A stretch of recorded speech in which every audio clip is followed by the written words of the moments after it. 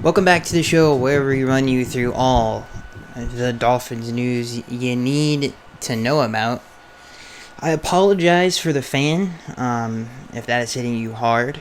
I apologize, but we got some housekeeping before we get into the news.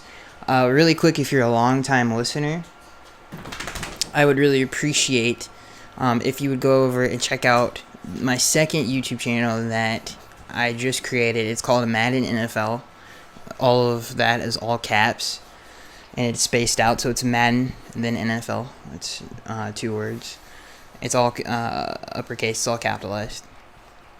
But I've been wanting to do Madden for a long time, so if you guys really would just go over, give it a subscribe. There's one video uploaded there right now. Like it, give it a view. It means a lot. I know you guys want Madden content, and I didn't want to do it on this channel. I wanted it on a completely separate channel, so yeah, please go over there and support. Other than that, let's get into the Miami Dolphins news you need to know about. Again, this is in the dead period. I've said this probably every single time of the year. There's not a lot of news. So we obviously do fan questions. If you're new here, we do fan questions later in the show that hopefully will take up some time.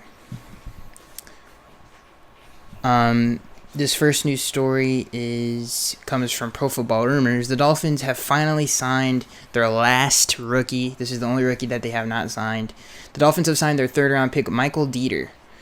This comes from Pro Football Rumors. The Dolphins have signed third-round guard Michael Dieter, according to a team announcement. With that, the Dolphins have wrapped up their entire 2019 NFL draft class. Dieter, a Wisconsin product, spent time at guard, center, and tackle during his collegiate career. A self-described Mauler, quote Mauler, Dieter will compete with Isaac Asiata and Chris Reed for the starting left guard job. Even if he falls flat, the versatile rookie could see a decent amount as a backup. I mean, there's nothing really to talk about. I like Michael Dieter a lot. When we drafted him, I liked the pick. We needed to get stronger interior in the interior offensive line, and I felt like we did that. We improved upon that. We really didn't lock it down with Michael Dieter. He's a physical player. If you look at his Pro Football Focus rankings, he's a lot better in run. If you put a lot of stock in that, I really don't. But his grades are a lot higher in terms of run blocking. His pass blocking grades leave something to be desired. I think that's a lot of when you look at people who are smarter than me that watch film. All of them say, they kind of pick apart his pass protection, say he could be a little bit better of a pass protector. A lot of people think he should play a little bit more center. They think he could improve upon his pass blocking skills at the center position. But he's a good guard. I really feel like he does what we need him to do. And what this offensive line was sorely lacking last year was just a physical presence. I mean, it just didn't have anything. We were just getting pushed around up front constantly. And one of the things that we really needed to fix was the offensive line and the interior. We had in the past at least, now that Juwan James is gone, we had 2 real book-end tackles that were really good. Especially Laramie. He's one of the best, if not the best, left tackle in the National Football League. So it was just the interior offensive line. We struggled to consistently run the football, and we just didn't have any kind of a presence. If we did have a run presence last year, we would have went to the playoffs. We were a lot more competitive than people remember we were, but we couldn't pass or run the ball on a consistent basis. And considering we took so many injuries in the receiving core, Mike Gesicki wasn't what we thought he would be, so the tight end position was non-existent. If we had a steady running game, because we had really, really talented running backs, it's just the offensive line was so atrocious we couldn't get anything going. But if we had a better offensive line, we would have been a better team, and we probably would have won 3 more games. I mean, we probably would have won that Colts game. We could have ran out the clock. We would have won the Bengals game because we would have had something to lean on with a 17-point lead. Even when they came back in that game and Tannehill had those terrible turnovers, we could have still, when the game was tied, had a decent drive in terms of taking pressure off of Ryan. Ryan would have had a way better season because it wasn't all on him. The year just would have been better. And again, that's something we have sorely missed. The running game is super underrated. Offensive lines are super underrated. Look what the Raiders have done or did when they went, I think, 12-4. They got Kelechi Osemele, Donald Penn. They spent Rodney Hudson from the Chiefs. They spent a lot of capital in their offensive line, and it paid off. The Steelers, the same thing. The Cowboys, the same thing. The Patriots actually have invested in their offensive line with Isaiah Wynn, Shaq Mason, David Andrews. They got Trent Brown last year. They do invest draft capital into that. All the good football teams have a consistent offensive line and a consistent running game, and that is something and a physical presence about them, a physicality that the Dolphins have just not had. So I think Michael Dieter is a step in the right direction, and I like the draft selection. And that's literally all the news. That is not opinionated or at all. That's just straight up news. So let's get into some of the more not really hardcore news stories, but just kind of topics. And also apologize if I'm a little lackluster. I'm very tired of recording this late at night. So let's get into some more of topics rather than hardcore news. This comes from Dolphins Wire. Who will lead the 2019 Dolphins in sacks? This is a great question because we don't have a clear-cut pass rusher on this team. The pass rush in South Florida is going to look significantly different in 2019. We've lost Cameron Wake, Robert Quinn, our main pass rusher, especially Wake. So let's look at this fan poll. Let's see what the Dolphins fans are saying. Who do they think will lead the team in sacks?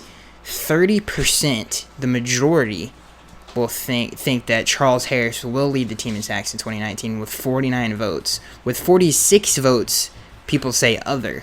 With 36 votes, 22% of the vote here goes to Jerome Baker, and 29 votes goes to Christian Wilkins coming in at last place. If I had to tell you guys who's going to lead the team in sacks, I would say, sorry, I got really close to the mic right there. I would say Jerome Baker. Jerome is a very, very good player. I feel like his rookie season went way under the radar. I think he could be a little bit more physically imposing, but he's a great coverage player. I think he could be better in the tackle box is what I'm saying. Probably a little bit better against the run, but he's a great tackler in open space. He's one of the best we've had in a very long time on this team. He's a great blitzer. He's a great coverage guy. I think you're going to see him all over the field as a 3-4 outside linebacker, in the middle linebacker position, in the nickel formation. I could see him guarding slot receivers.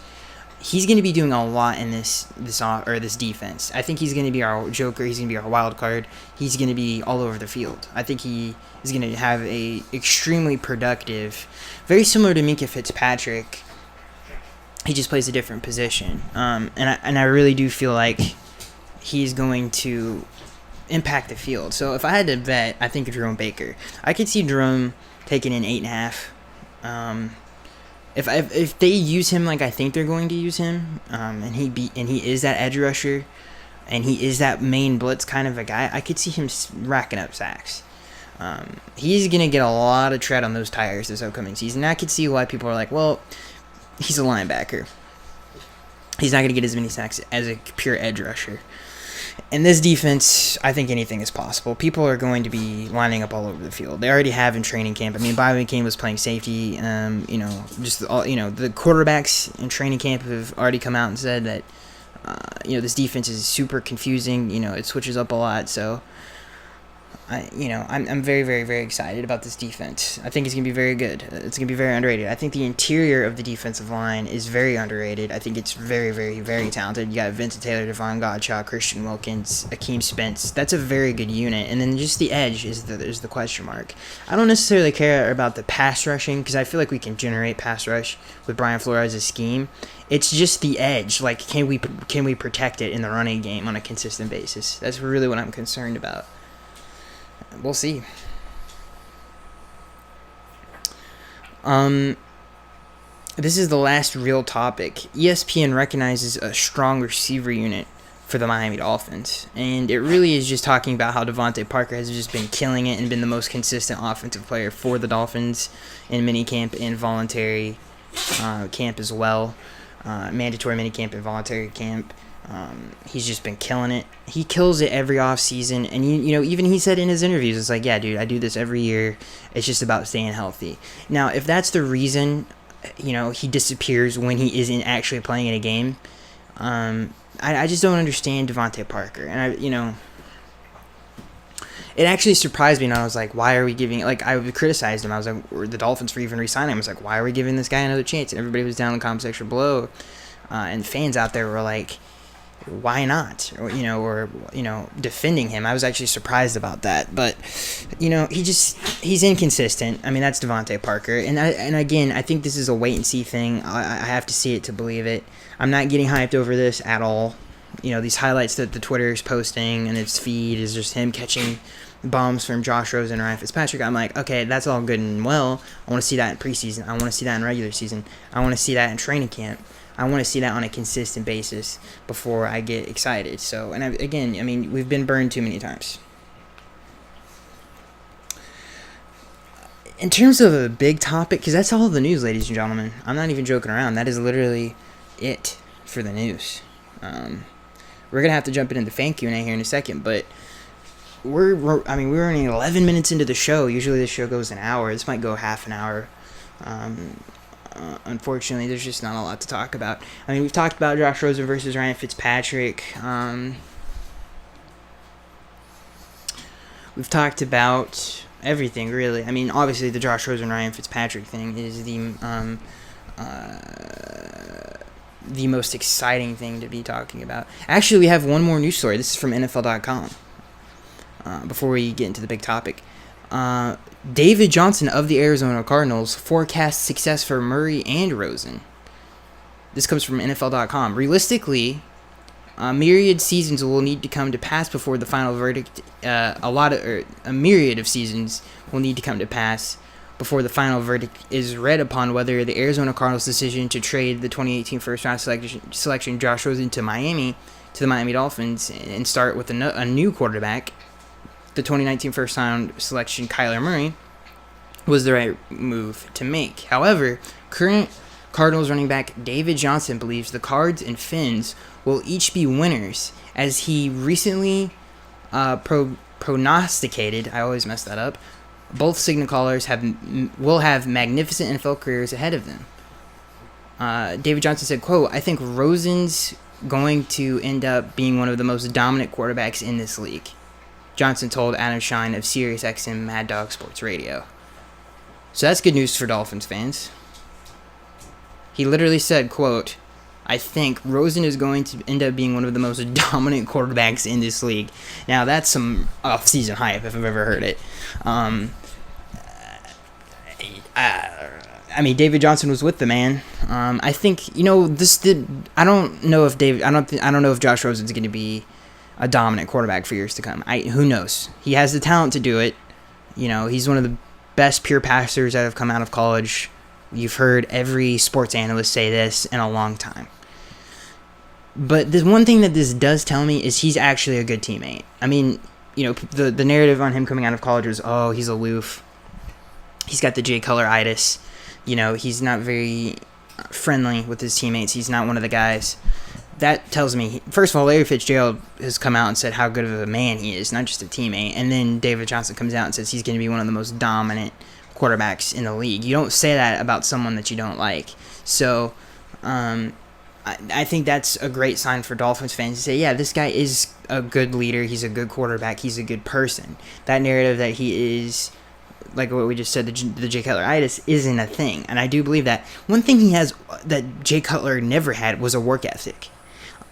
Josh Rosen loves football. He literally obsesses, and this is what every, Jim Mora, his former head coach, Joe Klatt has come out and said this a million times if you watch sports talk shows, that he obsesses over football. Like, he wants to be the best. And he does that in anything he likes in life. Like, anything that, like tennis, everything that he's done in his past, that he obsesses over it and wants to be the best about, the best at it. I don't know. I'm tired, guys. I'm mixing up. I sound like an idiot. But, you get what I'm saying. He obsesses over it. He wants to be the best at it. That's some, even though Aaron Rodgers it probably isn't the most liked in his locker room, that's something Aaron does have, is he just obsesses over it. I mean, the man completely changed his throwing, his release, his entire mechanics, his throwing mechanics completely changed when he came out of college from California, from Cal to the Green Bay Packers. He completely changed the way he plays the game, and he was better for it. I mean, his releases is like he's a different quarterback. Watch his preseason, his rookie year, and then watch his game now. Like, it's completely different. And I think Josh has that. Like, he obsesses. Whatever he needs to do to be better, he's going to get it done, and he's going to give it everything he has. So obviously that's a good trait to have. And again, this David Johnson story, I feel like is a good story that kind of puts those things that we all have in the back of our head to bed, which is a good thing. Again, if you hear my dogs in the background, I apologize. They're very licking and stuff themselves and stuff. It's a very annoying sound. There's nothing I can do unless I kill them and then throw them outside. They just follow me around like I'm a duck. So, but I don't know what this I don't know. I wouldn't put too much stock into him actually being that. Like, nobody knows, not even David Johnson. I mean, David Johnson would know better than any of us because the man spent time with this man in practices and games and all this other stuff. So, he would know better than anybody. But I think it just puts that to bed. So let's get into the big topic before we get into the fan Q&A. It's just something that I want to bring up, not from any sports writer or Miami Dolphins beat writer. It's something that I want to bring up. Is who's going to win the locker room? If their play, like if Josh Rosen absolutely beats out Ryan Fitzpatrick in terms of just pure skill, then I don't care. The players won't care who's the more charismatic man. But if their play is the same, I am really concerned about the locker room with Ryan Fitzpatrick. He seems like a fun-loving man. The players really love him. I mean, everything that we've heard so far, the players really love him. I think that is something to keep your eye on. Like, I think that is going to factor in, because, Brian Flores has said many times that the number one thing they look for in quarterbacks is leadership, and who does the team gravitate around.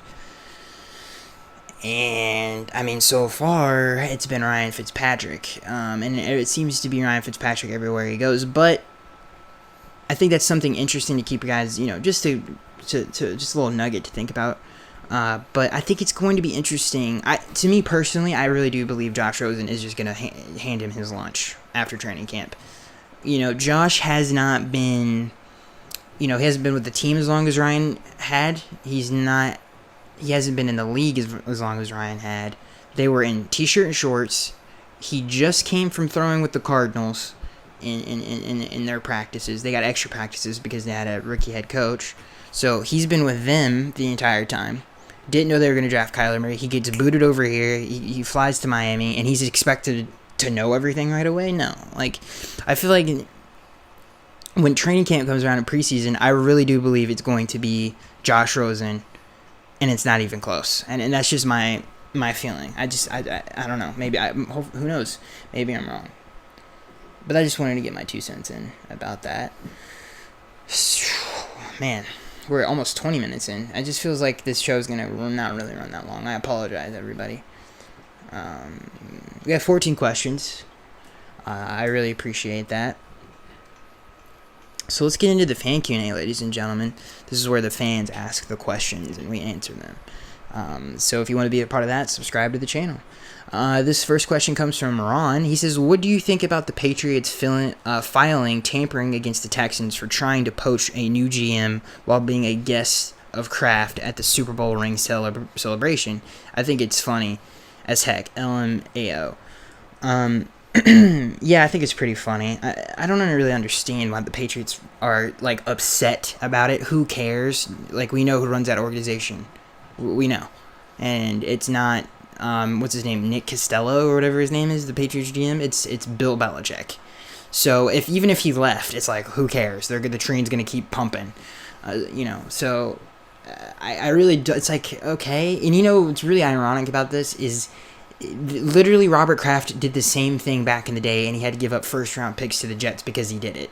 He literally did the same dang thing to get Bill Belichick. He was over here, Bill was still, I think, under contract at the time as a defensive coordinator for the Jets, and he was about to be their head coach, and that was clearly tampering. If you've seen the B&B or Two Bills 30 for 30 documentary, it's like he tampered to get Bill Belichick, and the man had to, eventually, I think the league took draft picks and then they traded for Bill, I think, and then gave them the draft picks, but that was clearly tampering.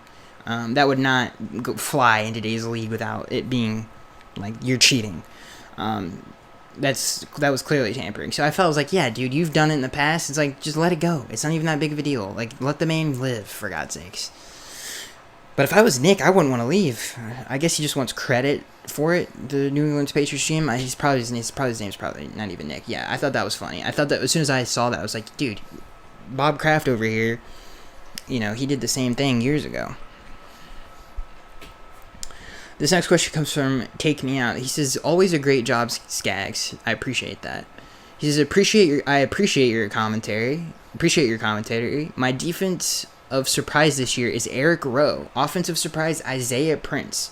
Who are yours? My surprises?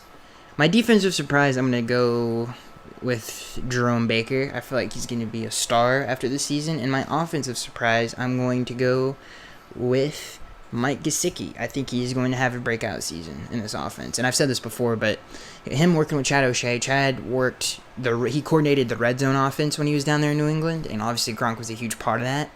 So I feel like he's going to utilize those same things that they worked on in New England with him. Similar body type. Mike is nowhere near as physical as Gronk, but he has the same body type, and he's super athletic. He's more Jimmy Graham than he is Rob Gronkowski. And hopefully Chad can get with him and say, this is how you use your body. Get him to play a little bit more physical in the passing game. The refs will let you get away with this, this, and this. We're going to run this in the red zone, but you got to be physical. Really try to hammer that home with Gesicki. And I feel like he's going to have a really, really good season because he's got great hands. He's a pretty good route runner. He's just a long strider. And all big tight ends are. It's just they use their body and their physicality to get open. And that's something that he needs to learn.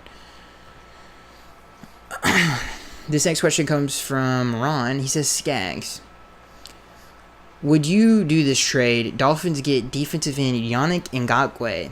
The Jags get a 2020 fourth round pick. Excuse me, I thought I had to sneeze. The Jags get a 2020 fourth round pick. I hope if the Jags, if they called me and I was the Dolphins GM, they're like, hey, we'll give you Yannick for a fourth, I'd be like, yes. I don't think they would ever do that. He's a premier pass rusher. He's young. Obviously, I feel like you're gonna want to get more than a fourth round pick if you're the Jaguars for something, for a pass rusher that's that good and that young. But yeah, I love Yannick Ngakoue. I think he had 9.5 sacks last year. I think the year before that he had 16 or something crazy like that. He's a great player. He reminds me a little bit of Cameron Wake. He's a little bit more explosive than Cameron was. He's an all-around defensive end, and he's a dominant, proven pass rusher in this league. And we desperately need someone like that.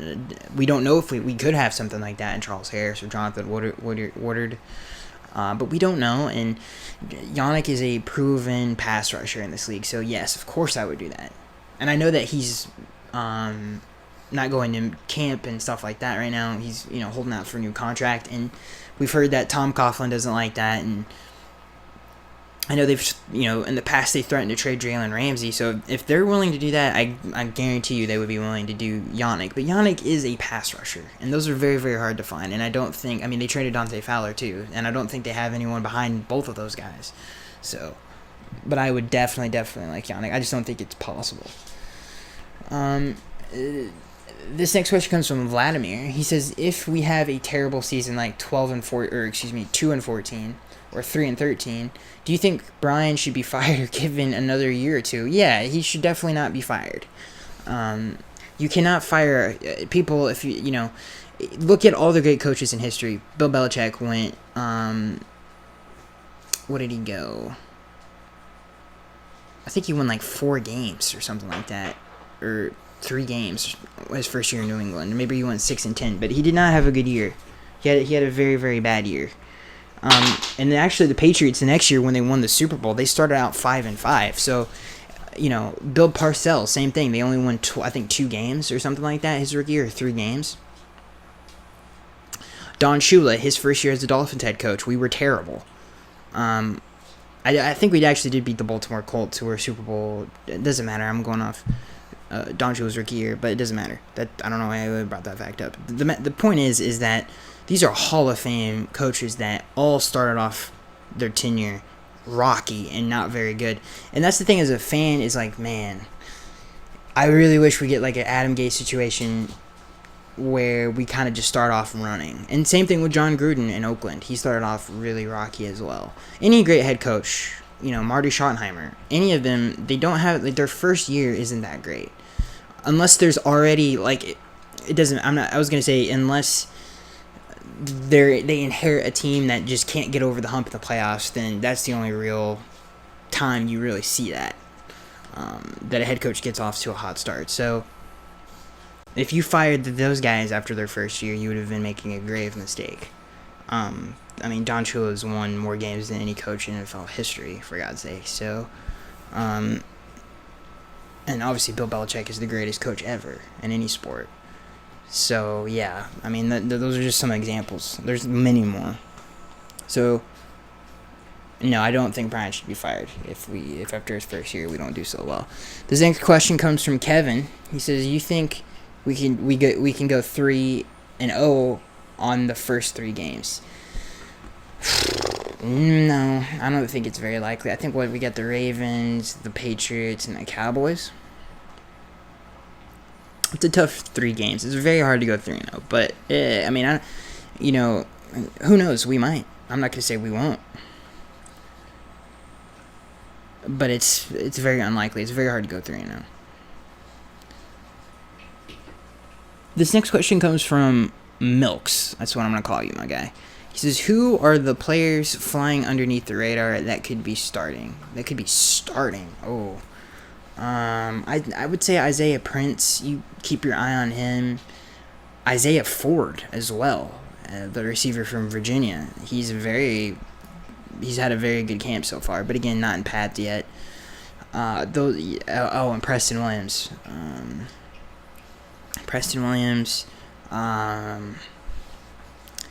Jonathan Woodard, Devon Godchaux. Those are very underrated. Or Vincent Taylor. Those are just some of the guys that come to mind. This next question comes from Ron. He says, which rookie drafted or undrafted is your favorite? Probably Christian Wilkins. Just because, I like his game, and I think he's got a chance to be a very good player. But I feel like that's the obvious one. Preston Williams, I really like a lot. Let's see who else we got here. I like Michael Dieter. I like that pick a lot. Gaskin, obviously. But my favorite probably two, in terms of I'm very excited to see, is Christian Wilkins and Preston Williams. I feel like those two they've gotten very, very excited. So yeah, those are the guys I can't wait to see play.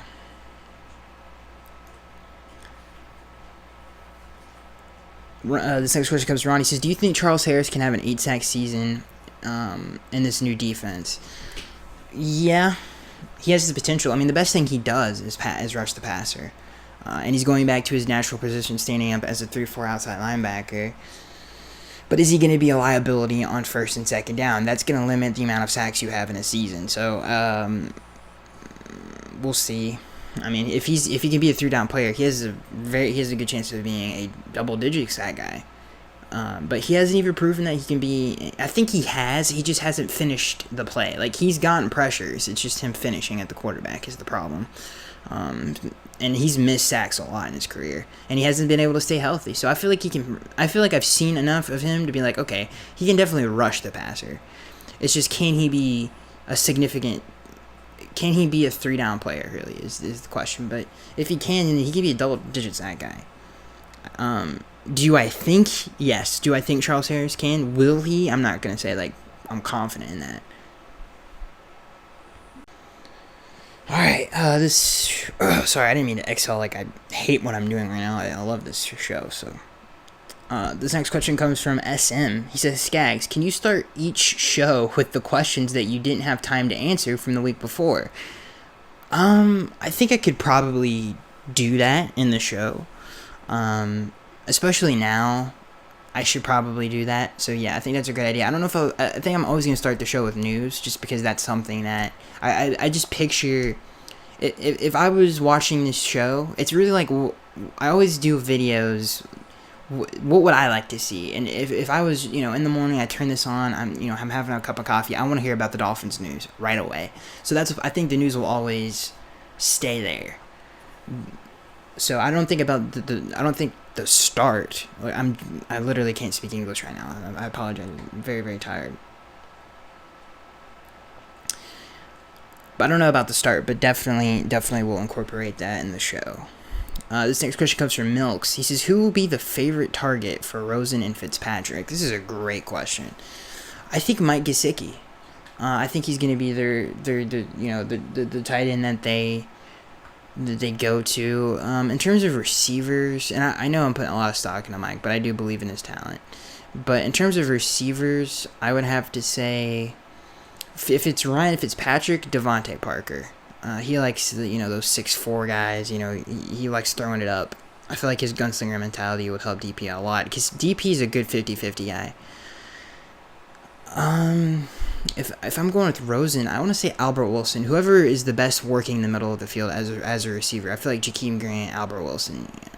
Josh is a very good seam thrower, between the numbers type of a guy.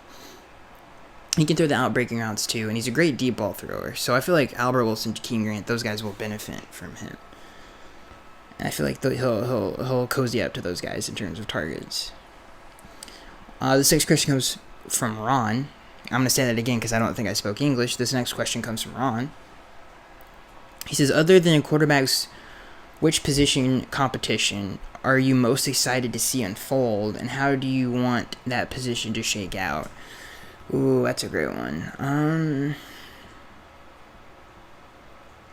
This is another question. It's like it hits you and you're like, I gotta really think about this.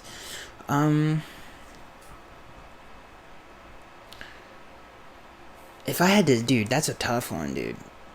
I'm trying to think of positional battle. I think Mike Dieter's gonna win it. I'm not really concerned about that. I'm gonna say.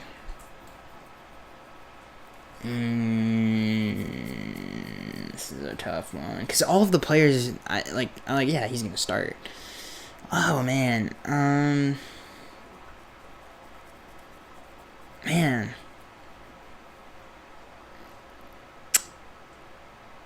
Ooh, I don't know. I don't know if I have an answer for this. I was gonna say like Jalen Davis or Morton. I keep the slot corners, those little DBs. I can't remember their names, but I like Bobby McCain in the slot position. So he's a starter in this league. I don't know. I mean, Kenyon Drake is gonna win it. I have no doubt about that. Like, I guess the tackle position, Jordan Mills. I just would say about Jordan Mills, I just hope he's a better player than he has been in the past, because we need him to be, but I don't think I like Isaiah Prince. Here's what I'll say. I'll say Isaiah Prince, and I hope he's a very, very good tackle. I mean, he has the physical tools to do it, but everybody's like, oh, he's so unpolished. And so he had a really good career at Ohio State. I mean, he was blocking a lot of good pass rushers. In the Michigan game, Haskins was not touched, really. And he was blocking Chase Winovich and Rashawn Gary, so he's got potential.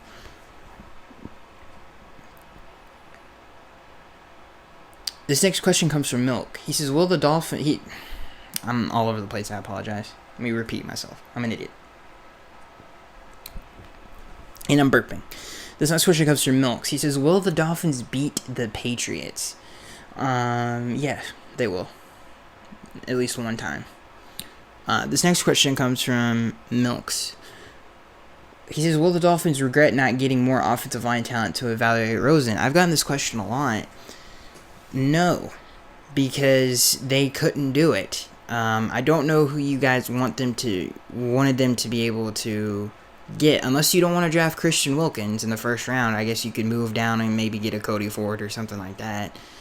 But if you like Christian Wilkins, then you can't do that. And if you don't like Josh Rosen, then you can't get Greg Little, the guy from Florida that his name's escaping me. I think Cody Ford actually went in the second round. I could be wrong about that. You can't get those guys. And those were really the cream of the crop in terms of offensive linemen at that point that I would say deserve a second round pick. Josh Rosen is a better choice to go after than any of offensive linemen that, in my opinion, that was available, maybe other than Cody Ford, in the second round. Because Cody's, I think, is going to be a good player. But Josh, I think, has the potential to be a very good quarterback, and you take that chance over anything. It doesn't matter. So they couldn't have really done anything. I mean, other than keeping Jawan James, but nobody's paying Jawan James that much money. And then Greg Little, the Panthers traded up to get him. Cody Ford, who got Cody Ford? And I might be getting all my offensive linemen mixed up. I know the Jaguars was the Jaguars, right? Traded up to get, what's his name, Ja'Kai? No, that's a different player. Jawan Taylor, is that his name? Yeah, Jawan Taylor from Florida. I think that's his name. I was Ja'Kai Polite, which is their defensive end, but I'm all over the place right now. But yeah, those were all players that people traded up to get. And even in the later first round, there was a lot of offensive linemen that were taken, that were traded up to be taken. I mean, the Eagles did it. It was it's a whole rigmarole of things that happened that the Dolphins really just couldn't have done unless they didn't take Christian Wilkins, and then they could have gotten their pick of the litter. But it's just not what happened. And I don't think any of us would say, let's not pick Christian Wilkins. At least I wouldn't. I think Christian Wilkins is better than any of those offensive linemen that were taken after him. So, I don't think they could have. I think they literally could have. They did the best they could. I really do. I really do feel that way. This next question comes from Ron. He says, I think the Dolphins should try and trade for defensive end Yannick Ngakoue. His rookie year, 8 sacks. Second year, 12 sacks. And his last year, 9.5 sacks. I think let's see here. Ron gives us his career. His career sacks, 29.5 in 3 years. Do you think it's worth a shot? Yeah, I don't know if he's up for trade. If he is, the Dolphins need to get on the phone. I know that he's holding out. I know Tom Coughlin doesn't like that. But if he is on the trade block, the Dolphins need to pick up the phone and call them and say, here's a 4th round pick, or whatever is reasonable, I guess. I don't think you go over a third, but I do think his talents are worth a third because he is a young pass rusher. He's a proven pass rusher in this league. I remember when we were going to play Jacksonville, he's like, I got to block Yannick this week, and it's going to be really tough. He's one of the best players in the league, and Laramie's one of the best tackles in the league. For him to say that is, I think, again, that shows you where he is, Yannick is, in terms of his NFL status. Like, he is considered a very good pass rusher among his peers. So, he's a very good player. I would definitely look into it. The show's actually about to end. That was the last for questions. I'll Google this really quick for you guys. I don't think he is on the trade block, though, the last time I checked.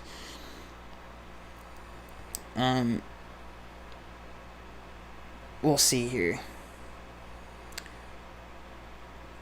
I'm Googling it. It says the last news story 2 days ago, the Jaguars wannabe GM, I don't know what that means, has a plan to re-sign Yannick Ngakoue.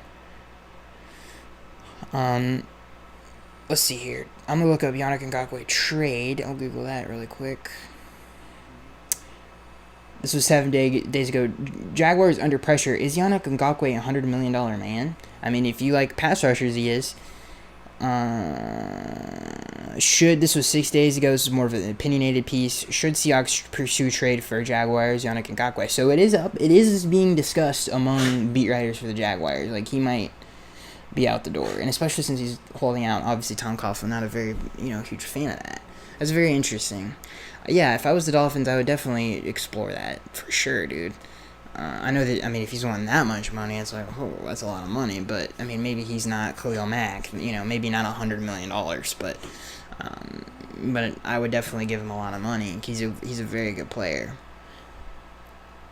So that is it for this week's show, ladies and gentlemen. I know, man, we didn't hit an hour, but, dude, that's kind of where we are right now in the state of the NFL. There's not a lot going on. It's a dead period. Everybody's on vacation. Everybody's skiing, going to Disney World, playing laser tag, surfing. Like, everybody's kind of chilling out right now. J.J. Watt is up in his cabin chopping wood, talking to gnomes. So it's a very tough time for NFL fans right now. And I cannot wait for training camp to come around because this quarterback battle is going to be heating up. Yeah, so some things before we leave. If you guys please, again, could go check out the Madden NFL. Let me get you it's Madden NFL, the YouTube channel that I just created. I have a video up there with some gameplay for you guys if you guys want to go watch that. It's competitive gameplay. If you're familiar with MUT Draft, it's all Madden difficulty. Again, that's all caps, Madden NFL. If you guys want to go check that video out, watch me play some Madden. If you guys want to check out some Dolphins content that I've actually been watching lately, I think Woodstock is the YouTube channel, and it's got just a bunch of Dolphins content on there.